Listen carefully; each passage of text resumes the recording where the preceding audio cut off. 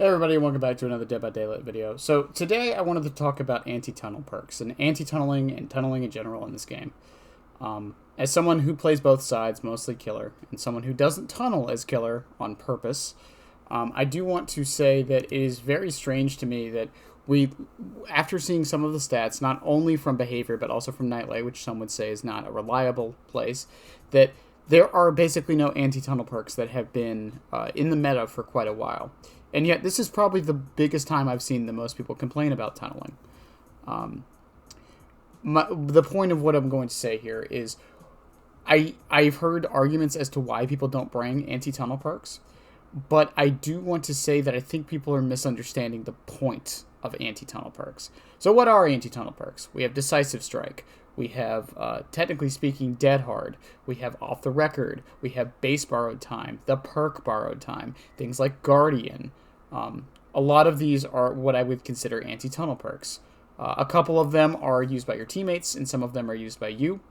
But there is this idea, I feel, that when you bring an anti-tunnel perk of some kind, that you should immediately win the chase after being tunneled, and there should be nothing the killer can do about it. It should be so punishing to the point to where that they don't even want to exercise the thought of tunneling someone.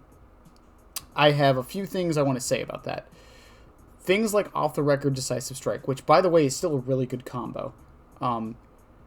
Especially if you combine it with Dead Hard. I've seen so many crazy clips of people getting tunneled using that and just wasting so much of the killer's time. Which brings us to the main point of this. The point of anti-tunnel perks is not to necessarily deter the killer from tunneling you. It's to waste as much time as possible for the ones that go for the hyper tunnel. Yes, for those who are, for generally speaking, smart enough to know I shouldn't chase this person, they are putting me in a bad spot, etc., etc., they will leave you alone. If that is the people you were trying to avoid, perfectly understandable. These perks will still do that job. Now, if the people you're trying to avoid is the killer who is just trying to get his one kill and is tunneling you through the entire match and whatnot, I hate to tell you guys this, there is nothing they can do about that. Absolutely nothing. The only suggestion I've ever heard that might do something about that is having no collision after hook. That's about it, but even then that has a lot of problems with it. But my point I want to make is things like Decisive Strike. Now, I do want to preface by saying I do think Decisive Strike needs a buff, but I don't think it's as abysmal as people say it is now. Yes, against killers with mobility like Nurse, Blight, and Wesker, even Chucky to a degree, yes, it is not that good. But to pretty much every other killer, it's still decent. It'll still buy you about 8 to 10 seconds extra time, which is often more than enough for your team to get something done. Once again, like, if the killer goes through your BT, gets the hit, and then chases you down, and downs you, and then you Decisive Strike, they have wasted so much of their time for something that ideally would be on the second hook. Because Decisive Strike, you probably shouldn't save it for the last one. But even then, that's not even a bad strategy to save it for the last hook because no one's going to expect it. Even though most people don't expect Decisive Strike anyways. But the purpose of all of these perks is to waste the killer's time. Now, if you're complaining about your teammates getting tunneled all the time, a few suggestions on perks I also never see.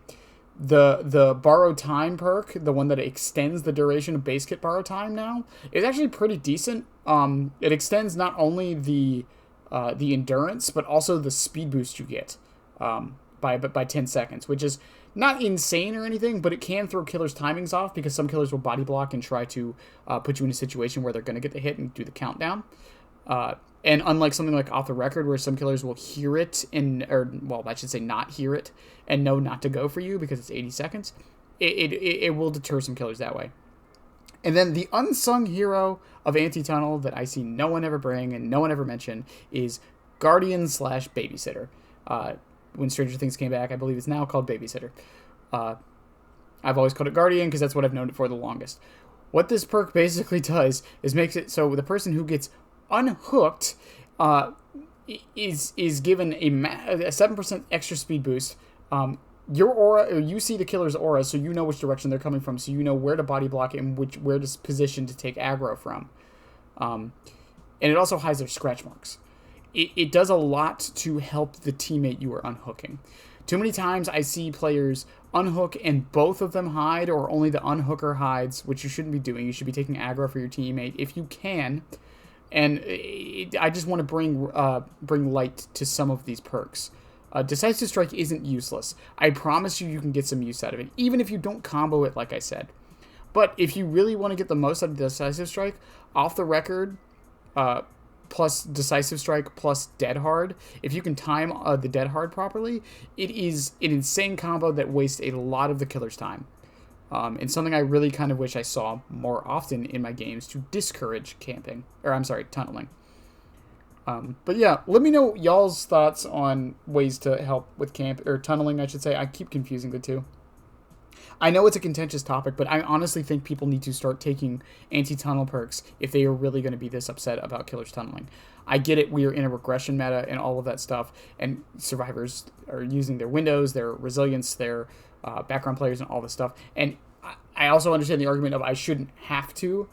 As the game is at the moment, this is my suggestion to help with the tunneling problem.